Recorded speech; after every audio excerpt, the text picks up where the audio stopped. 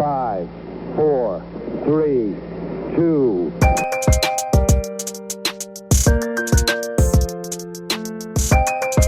Tier 1 performance.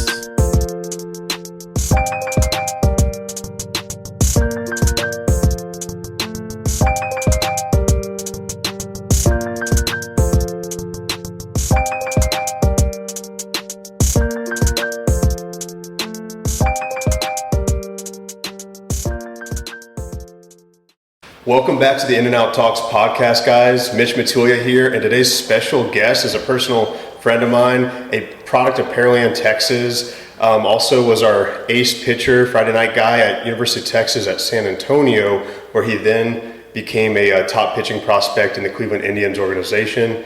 Brock Anthony Hartson, thank you for taking the time, man. Yeah, man, I'm excited to be here. It's been great seeing you today, and I'm excited to be a part of this podcast. Dude, Brock's a wealth of knowledge, man, and dude, just to kind of tell the crowd, tell the viewers about a little bit about your background and where you grew up and kind of what your upbringing was like, man.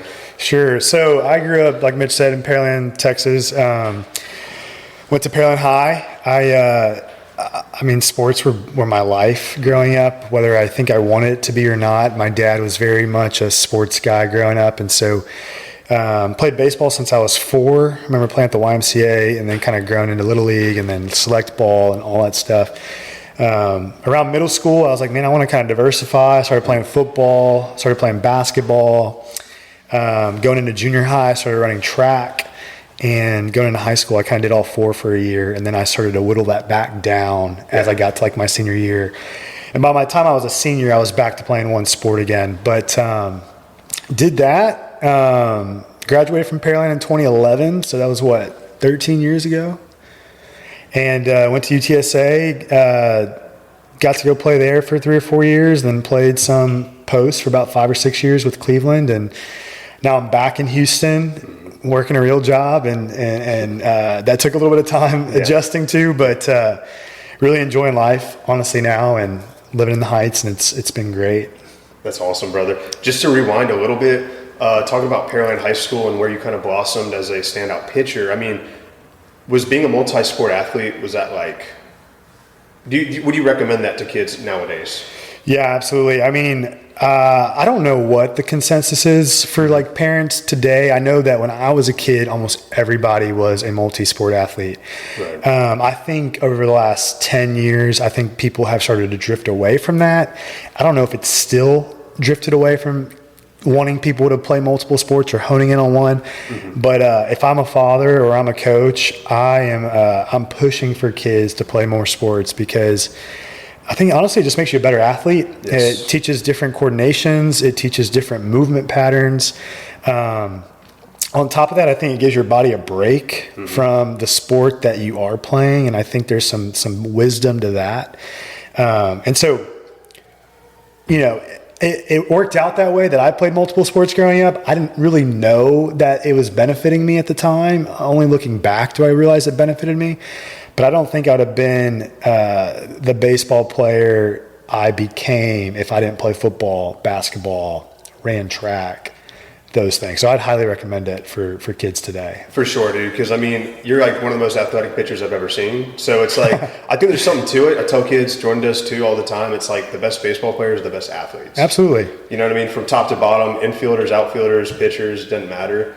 That usually tends to be the case. And so when was it that you just started like, when you realized, hey, I can become a Division I pitcher in baseball? Yeah, so I would say I made varsity as a sophomore at a really big high school. Yeah. And I didn't pitch much. It's actually the technicality was I'd play on JV on Tuesdays and hit and play third. Then I would go to varsity on Fridays, but I rode the bench until playoffs when like we ran out of pitching one weekend. And I was playing on a team with a bunch of guys. My sophomore year, we went to state, lost in the semis, but we had guys going to TCU, Sam Houston State, Alvin Community College. I think our whole, like 1 through 8 almost, went D1 or played college baseball. Wow. And so then I got a chance to pitch the first round of playoffs, and then I pitched the second round, the third round, and maybe I threw 2 innings one game and 3 the next. I wasn't pitching I wasn't starting. But I was having some success, and all these guys I was playing with were already going to play ball. And so I think that was probably the initial moment in my career where I was like, I think I have the what it takes to play at the next level. And I was only 15 at that point. And so that was probably the initial. And then maybe like a further example of that would be a year later when I was playing summer baseball with the Columbia Angels, which you probably are somewhat familiar with. Houston Heat guys. Okay, Houston Heat guys. Yeah. So we kind of hated you guys, but we played on the Angels, and I had guys committed to A&M, Rice, not TCU, Texas. I said Texas A&M, Mississippi State, LSU. And we would get, those scouts would be at all of our games our sophomore summer. And a couple of those guys ended up committing after their sophomore summer. And I was like, man, some of these guys are better than me, but I think there's a way. Maybe it's not LSU, maybe it's not Mississippi State, but maybe it's somewhere else. Right. And I think once you start to play with people and compete with the people that are going to play at the next level, you realize I can do this too. 100%. Surround yourself with better talent. Not trying to be that big fish in a small pond, but trying to hey, I need to go play with the best of the best in the city of Houston, which is one of the most competitive baseball cities in the country. You know what I mean? So being surrounded by that does elevate your game a little bit to, from a competitive standpoint, for sure. Absolutely. I think, growing up, we're all so naive. We don't realize that Houston is a powerhouse for baseball. Yeah. We just think this is what's normal.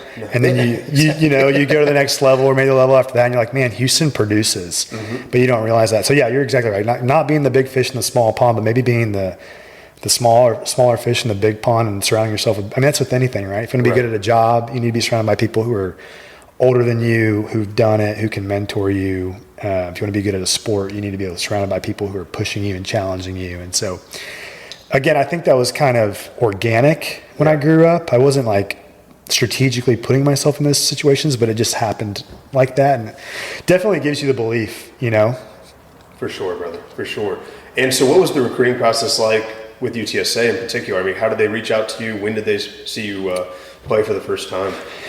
Yeah, so I think, I don't know what the rules are today. When I was a sophomore going into my junior year, coaches were not allowed to talk to you yet. Until July something, right? It was Yeah, or maybe it was the July of my junior going into my senior year. I can't remember.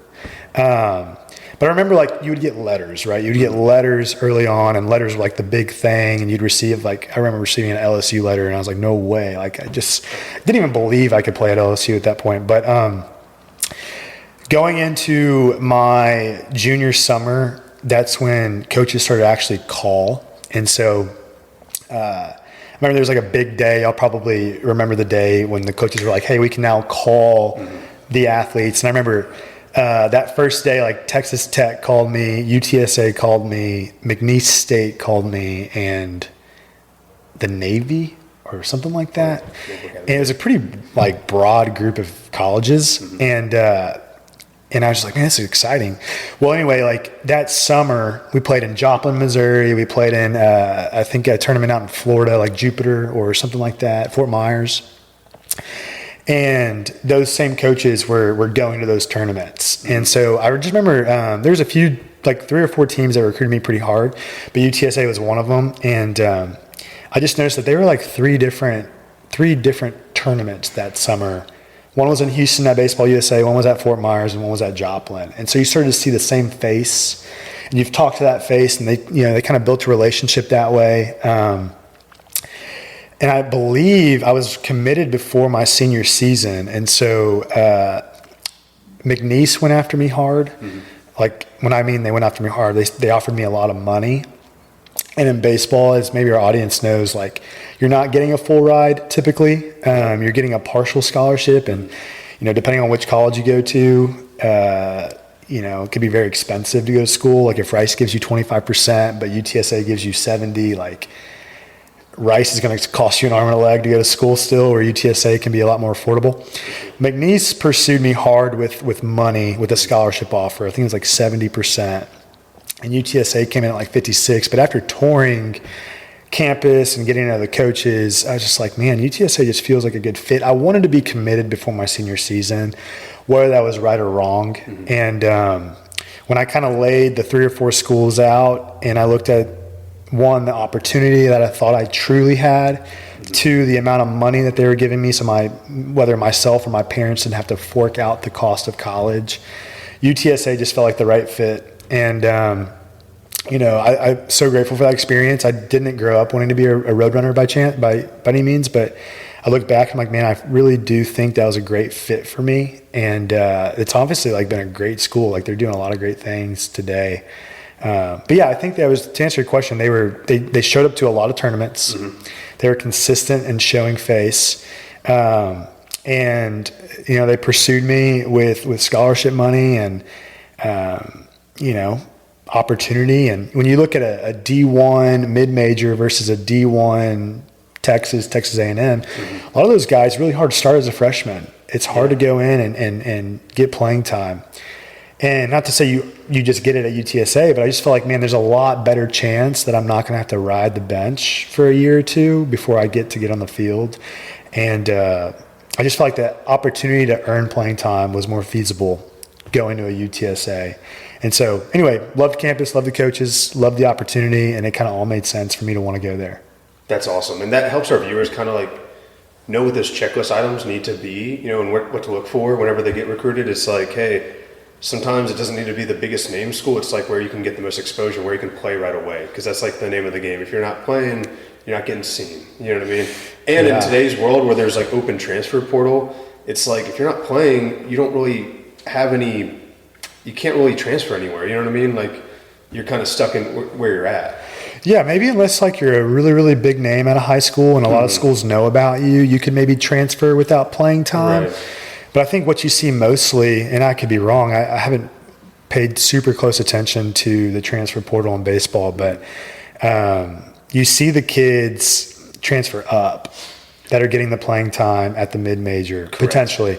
Correct. Grant, I know UTSA's got a guy right now who transferred from Oregon to UTSA. Wow. And so I don't know the situation there, but he's like one of our best players. And he's also a Pearland kid, so I know a little bit about him. But anyway, you're so right. Like I think that, a lot of kids don't have the checklist. They don't have the guidance to understand what does a proper process look like in recruiting. I didn't really have it, honestly. Yeah. I think it just made it clear to me that I wanted to go to UTSA for other reasons, but I didn't have the Texas A&M 25% offer, right?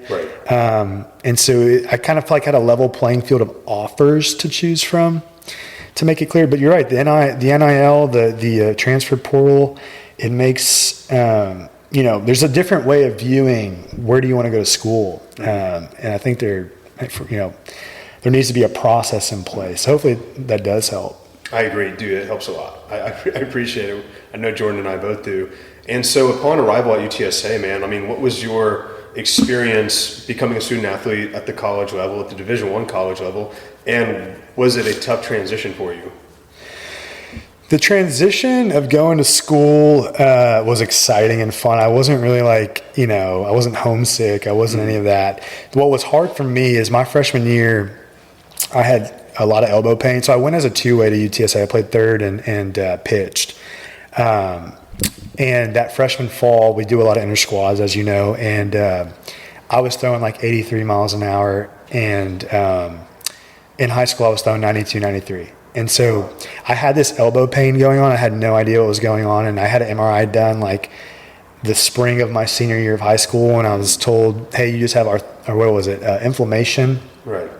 So to me, I'm like, oh, that's great news. I'm 17. They're only telling me I have inflammation. Well, that pain never went away. And so I go through the entire fall. I don't pitch very well. I'm not hitting. I'm not playing a good, I just feel like I was going to get cut. I was like, man, they're giving me a pretty good chunk of money, and I feel like I'm not doing anything to deserve it or show that I'm worth it. Well, I finally go get a second opinion on my elbow, and I find out that I actually have a torn TJ ligament. And which was like, at that point, I was like, oh, this is good news, because at that point, I think it was 11 months of elbow pain. I tore it in March. I remember the pop. So that's how I remember. Oh, you tore it your senior year of high school? My senior year of high school. I barely pitched my senior year of high school. I thought I was going to get my scholarship taken away because they're like, we're not seeing you pitch. And I remember the pop. It was like the tournament ball that you do at the very beginning of high school season. Yeah. and ended up pitching like 2 more times that year and didn't pitch very well. That fall, didn't pitch very well, didn't hit very well, didn't feel very well. But in the whole time, like, man, my elbow's in extreme pain. Finally get a second opinion in January of 2012, and I find out I have a tear. And at that point, it's like, oh, this is good news because something's wrong. Like, I don't know what's wrong. So I get TJ surgery, Tommy John surgery, and I sit out and I redshirt. And at that point, I'm like, okay, I figured out the problem. There's a solution. Now I just need to get after it and get to where I can play. And our team was not good that year. This was spring of 2012. Okay.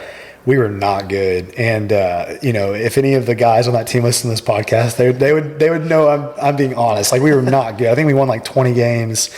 We were like 20-35 in the Southland Conference. Like, it was not good. But the good news for me was like, hey, if I get healthy, there's a chance that I can play right off the bat. For sure.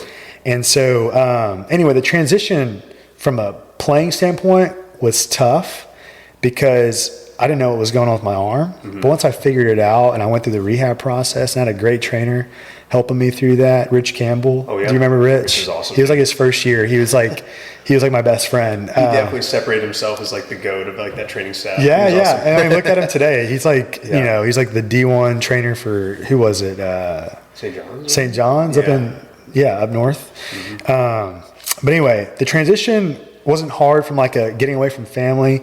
It was hard from like, hey, baseball has been my life, and I don't know if it's gonna, like, I don't know what's going on. And finally I figured out what's going on, and it kind of put me in a position where like, okay, there's a solution. I can go get this thing right, and I have a chance to actually go play. Right. That's so important, man. And so going into your sophomore season, were you still a two-way going in the fall? So when I found out I had TJ, I'll tell you, like, I was not a very confident hitter. I was very confident defensively. I hit well in high school, but when I found out I had TJ, I was like, if I want to go be a weekend starter at UTSA, like, or if I want to play, it's pitching. Like, I didn't see myself starting as a defender or a hitter. And so I told the coaches, and they probably would have made this decision without me asking them, but I was like, hey, I don't think I want to hit. I just want to focus on pitching. Yeah. Like, I know that's where my future's at. If I'm going to help this program, it's on the mound. And then in the back of my mind, if I want to go play professionally, it's on the mound. Like, I'm not going to go hit. And so I initiated that conversation going into surgery, really. And they kind of confirmed it. I hit all fall that year. I think I went 3 for 30. Oh, wow. With like 16 Ks. I was like, this is not good. It was bad. But I basically had surgery, and I was like, man, I'm just going to focus on what I know I'm good at and what I have the most confidence in. That's awesome. So you had a game plan going into your sophomore year, basically. Yeah. It's just like, man, if you go into Tommy John rehab, and on top of that, by the time you're healthy enough to swing a bat, now I got to worry about swinging a bat. Now I got to worry about taking ground balls. Like, very few guys do both, even at the college level. Right. Like, very few. And then, even less do it past that. And so I was just like, I don't need to be this, black sheep that does both. Like, I know what I'm good at. Let me just go do that. It'd be a lot of playing catch up, probably. Yeah. 3. You know what I mean? Like, and I don't think I was going to be a backup. Like, I wasn't going to be a guy that's in the starting lineup. I was like, I don't really want to, be the backup third baseman. And, it's just not worth it to me. Yeah, 100%. So. And so sophomore year, UTSA moved to the WAC conference. Yep. Correct? And had a much better season than the one prior. You guys made some upgrades. So tell us a little bit about like your first time starting at the Division I level, and kind of what was that experience like? Yeah, that's actually funny. I actually remember very, very vividly. We were in the WAC. I earned the Saturday job my redshirt freshman year, and super nervous. We were playing Air Force. Okay. They came to us, and so the craziest first inning probably of my life.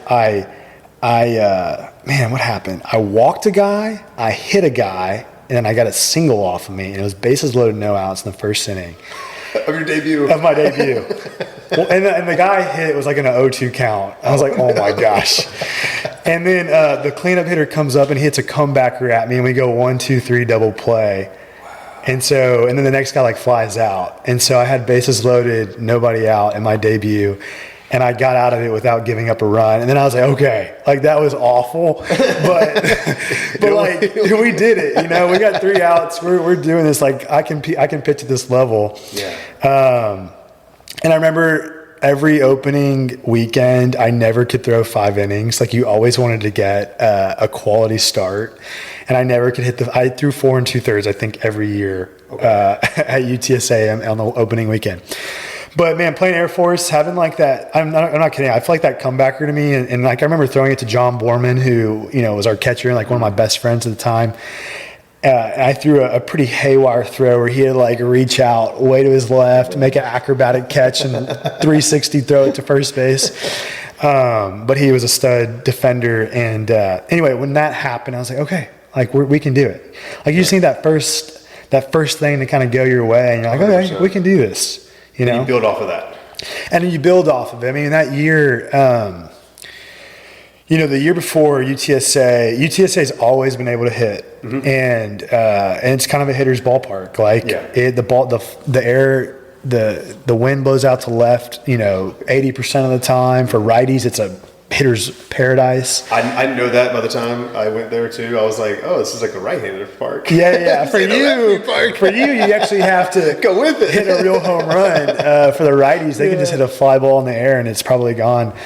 The thing that UTSA really struggled with was pitching, and we could not win games because we could not pitch. We would lose games 12-11, 10-8. Like we would always lose these just dog fights.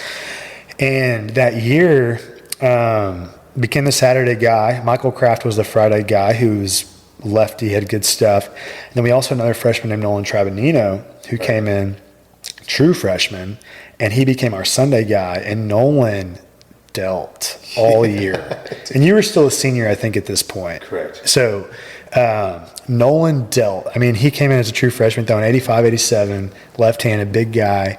He pitched really well. I pitched really well. Michael pitched pretty well for the most part. He kind of had like an up and down season that year. Mm-hmm. But we just like figured out like, we actually have some pitching depth. We had a couple of relievers in Logan Onda and Jordan Pacheco and Justin Anderson. Justin's still playing today. Like we finally had pitching at UTSA, which like never existed up to that point. And I think it was contagious. Like I went on to like have a 9-win season that year, threw over 100 innings, and Nolan had like an 8-win season. And, we had some accolades of like all conference, all American honors, like just a lot of stuff happened. On top of that, we still had guys like Daniel Rocket, RJ Peruki, Mike Warren, all these guys that could hit, John Borman, Horatio Correa, like all these guys. We had a more balanced team for the first time. We were playing in this crazy conference. The farthest northwest you would go is Seattle, and you went all the way east to La Tech. I mean, it was like everything in between. Yeah. Cal State Bakersfield, New Mexico State, and it was a fun conference because we were traveling all over the place. We went on to become like the 4th seed in the conference tournament. Matt Sims was on our team. He was a huge part. And that year, I think with the collection of a lot of good pitching and an already good offense, we just hit this stride. We're like, hey, we actually are pretty good. We went on to win the conference championship that year, went on to play in our first regional. I don't know when that was the last time UTSA's been to a regional, was 2013. Yes. And I don't know when the last time before that was. I think it was probably 5 to 10 years prior to that. And so went on to Oregon State and lost off on a walk-off. I remember watching that because I had just verbally committed to UTSA. Like it was summer going into my senior year. Yeah. And watching you guys in Corvallis and Oregon State about to like eliminate them essentially, right, and move on to a super regional. And then they came from behind, and I was like, oh. Dude, it was heartbreaking. We were up 4-3 in the 9th. Matt Sims was pitching. He was like who you wanted on the mound. Right. I felt like the strike zone became the size of like a piece of corn. It was so small. And they also had guys like Michael Conforto on their team, Dylan Davis, like these guys that played in the big leagues. Big leaguers. I mean, like all-stars, and Matt Boyd was their Friday guy against us that year, who still plays in the big leagues today with the Guardians. And you're playing in Corvallis with like 4,000 crazy fans, but it was like the most fun experience. Nolan pitched that game, and he threw like 5 great innings, and Matt came in. Anyway, that was such a fun year. But, man, we, like, really – I'm probably going off on a tangent a little bit, but we really, like, at UTSA found this rhythm and this groove of, like, hey, man, we actually can hang with these teams. 100%. And I think UTSA has actually kept that mindset. Like, we hadn't necessarily been to a regional, but like 2 years ago, they won 39 games. They won 38, I think. Yeah, they should have gone. I think they got. Yeah, they were like knocking on the door. Regional, and they've always had the offense, like you said. And some years the pitching comes and goes. I remember, my freshman year at UTSA, our pitching staff was solid that year too. I mean, like, and so just the atmosphere alone was. I mean, the culture was changing. Jason Marshall took over as the head coach. Yep. My freshman year, your redshirt junior year, correct? It was my redshirt freshman year. So 2013, the year we went to a regional, was his first year. That was his first year? Yeah. Okay. Yeah, that was a special year, dude. And I was like, okay, like this is college baseball, playing on TV, getting exposure in Corvallis in front of 5,000 fans. I was like, that's where you want to be. Yeah, absolutely. Absolutely. Yeah, maybe to go back to like the recruiting deal is like, I never in my life thought about being a UTSA Roadrunner when I was 13, 14, 15. Like, I thought Rice Owls. Right. I thought Baylor. Mm-hmm. I thought Texas if I, became a much better player at one point. Then guys like UTSA start calling, or McNeese State, and you're like, man, I've never even, like, considered a school like this. Right. Then you realize, you're like, man, this is actually a really great program. And baseball is so unique. Like, you can go to a mid-major and get exposed. You can go to a mid-major and have an unbelievable athletic career and just college career. 100%. You can get drafted out of those schools. You can make it to the big leagues out of those schools. I just look back and I'm like, man, UTSA was a gift. Like, I met some of my best friends there. I had a great college experience there. I had an awesome baseball career there. Mm-hmm. And, I would just, like, if you're a kid going through the process right now, have an open mind on some of these schools. And, like you said earlier, like, have a process. Like, what should I actually be evaluating? Should I be evaluating how many fans come to their games? Maybe. Or should I be evaluating, like, what kind of coach is going to develop me? What kind of team am I going to get exposure with? What time? Like, where's the program headed? Right. Is it going up or is it going down? And UTSA. I mean, I'm not trying to be biased towards UTSA. There's other programs like this, but a program like UTSA, like, man, it's trending up. Yeah. They're getting more and more guys drafted. They're having, I think we've had now 3 guys make it to the big leagues in the last 10 years. Like, there is growth. So anyway, like, I just look back, I'm like, man, I was still able to accomplish a lot going to a school that I never thought I would go to until it kind of became a real life thing. Absolutely, man. And I kind of want to touch into summer ball a little bit too, because in college, we all know the importance of where you play over the summer. It impacts kind of your draft stock in a way. Sure. Right? So, like, where did you play summer ball at initially? And then obviously I want you to talk about your Cape Cod experience as well too. Yeah, so really, because of TJ, I didn't play summer ball after my freshman year. I threw 106 innings that year, and they're like, hey, you've done enough, and so you don't need to go through. Then after my sophomore year, I threw 100-plus innings again, but at that point I was 2 years removed from surgery, and it was like, hey, this is a crucial year to go play summer ball so you can get scouts on you and get eyes on you. So that was the year I went to the Cape Cod League, and John Borman went with me. And it was an awesome time. I only went for like a month and a half. I was like on like a temp contract because they didn't want me throwing another 50, 60 innings. They just wanted me to throw like 20 to 30. Mm-hmm. And I had no idea that the Cape would have been like a realistic place to go. That really was Coach Lawler's dad and brother were coaching up there. And so I had the relationship to go. And it was the best thing for my career. I went up there, felt so out of place at first. Like, my whole team was Ole Miss, North Carolina State, Rice, all these big Power 5 schools. Right. And then it was like, and then the Cape, Jordan would know this, like the groups up in the Northeast, they always send some of the Northeast school kids to the Cape because they're close and local. And so we had a couple of man, where was it? I don't remember the names of the schools, UMass. but yeah, something like that, like UMass or Boston College. They could have even been. We had some Boston College kids on our team. You could have Princeton. You could have. I think there's a couple of Ivy You Leaguers. could have Harvard or who else? BU. You probably have. Yeah. And MIT. Oh, wow. D3. Yeah, we didn't have all D1s. There was a few D2s or D3s on the team, maybe even a couple of JUCO kids, if I remember right. But I felt out of place because I was the mid-major. We were like the only two mid-majors. But UConn kids too. UConn, dude, we had a first rounder on my team from UConn. Right. Anthony Kay. Yeah, he was lefty through 1994. Got drafted first, 13th overall pick or something like that. Well, they're like a random unicorn. Yeah. But the Cape Cod was that was a game changer. I'd kind of proven myself at the WAC level, and then I think my second year we were in Conference USA, and I had proven myself at Conference USA's level. But that's still there's still a level up or two.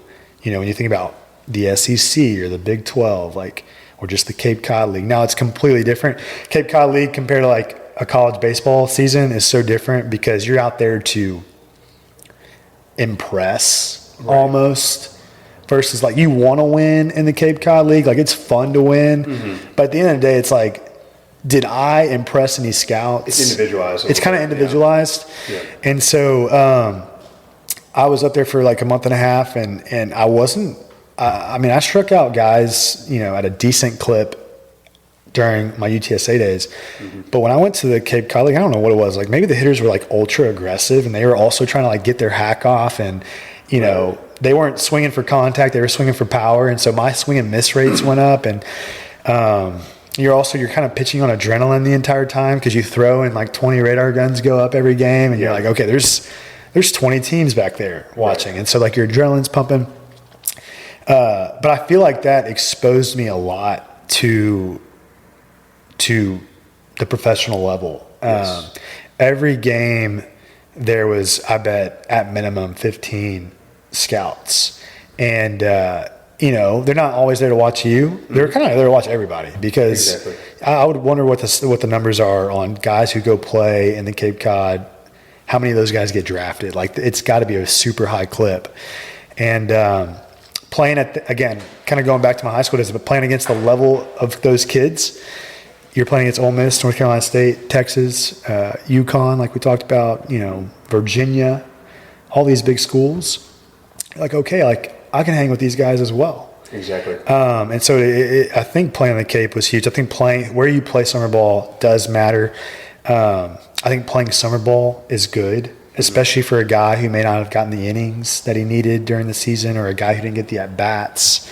There's probably a balance to all that. But I was kind of privileged to go play in the best summer ball league. And so I would always say, you need to go. If you get the chance to go play in the Cape Cod League, go play. Go. Yeah, go. Because it's the closest thing to minor league baseball you'll face, in the States, right? Yeah, it is and everything about it is the closest thing to minor league baseball. Yeah. The type of day that you have, it's individualized. It's going out. When you think about minor league baseball, you want to win too, but you also, your competition is your teammate. Correct.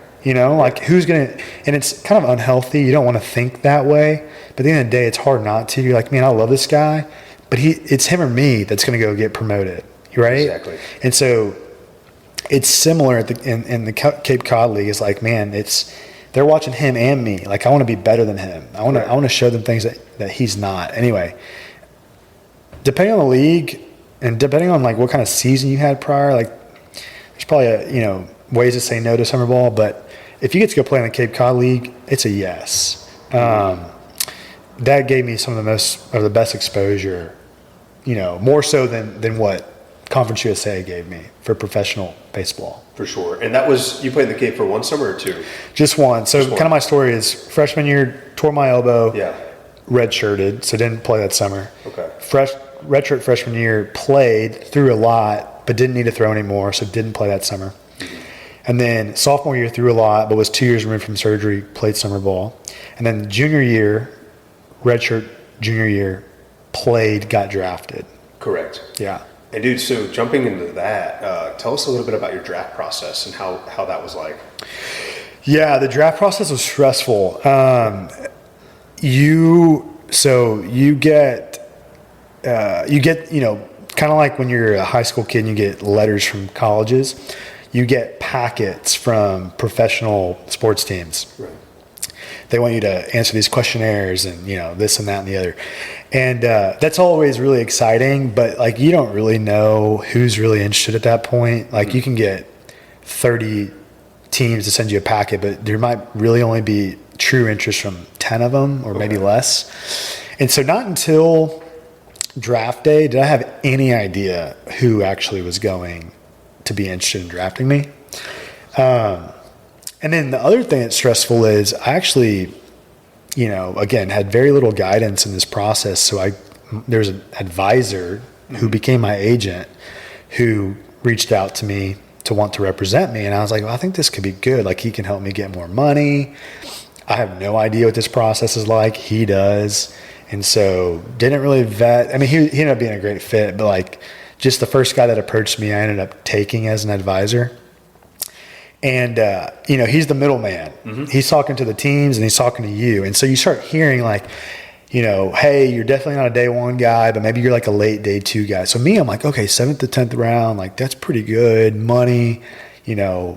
Slot value is 150 to whatever. I don't know. Like that's kind of like good money, and you get to go play professional baseball. Mm-hmm. Well, day one comes and goes and I'm like, I wasn't expecting anything that day. Then day two comes and I'm like, okay, like I could get drafted today. And so you're watching it, like you're watching the TV like the entire time. Friends come over, a little bit of family. It's a little bit. Home? I'm at home. Okay. Yeah. I'm at home and in Pearland. And day two comes and goes and I don't hear anything. I call my agent and I'm like, hey, like what's up? You told me like 7th to 10th round. Right. He's like, hey, I know, like that's what they were telling me, but like you should be early off the list tomorrow. And so I'm like, okay, 11th round, 12th round. Kind of like don't sleep if I remember, like just like this is like the biggest moment of my life, like I get drafted. Right.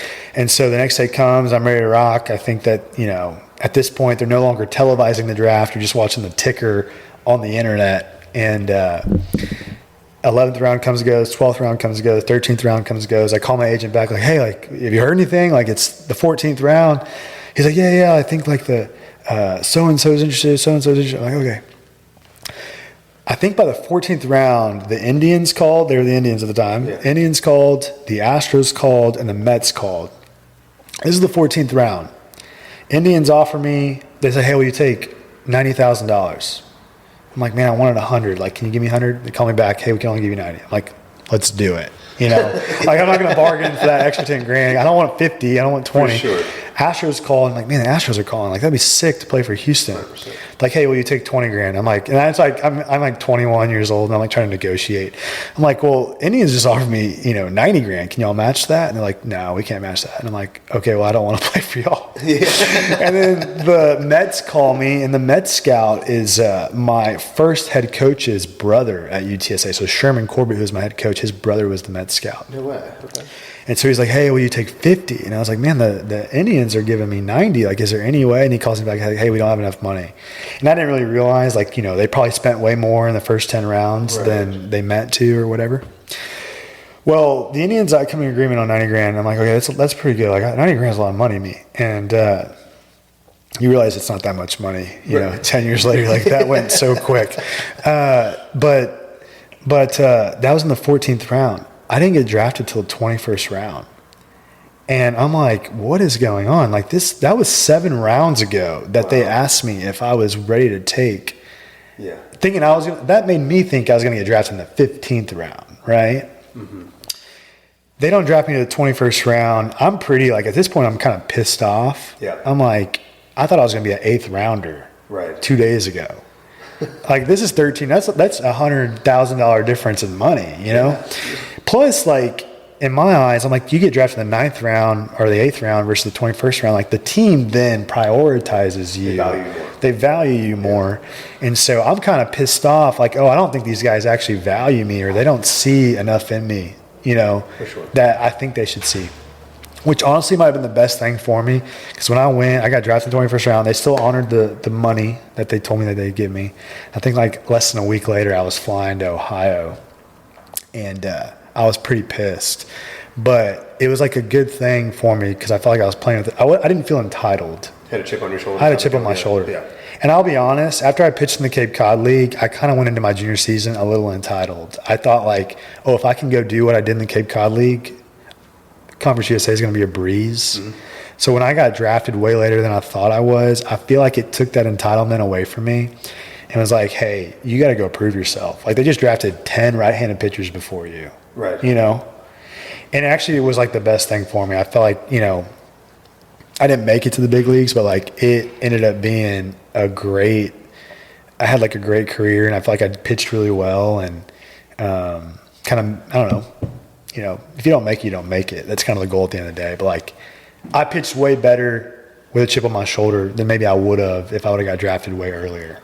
Oh, 100%. And just being like an outsider looking in, dude, like you were the hardest working pitcher on our staff easily. So like I was always rooting for you. I was like, dude, I hope Brock makes it because he works his ass off. Like, this dude deserves it. He's a great all-around guy. Like, I'm a huge Brock fan. So I was like, man, I was pulling for you. And so tell us a little bit about that minor league experience and kind of like the ups and downs of that, man. Yeah. Well, first off, I appreciate that. Yeah.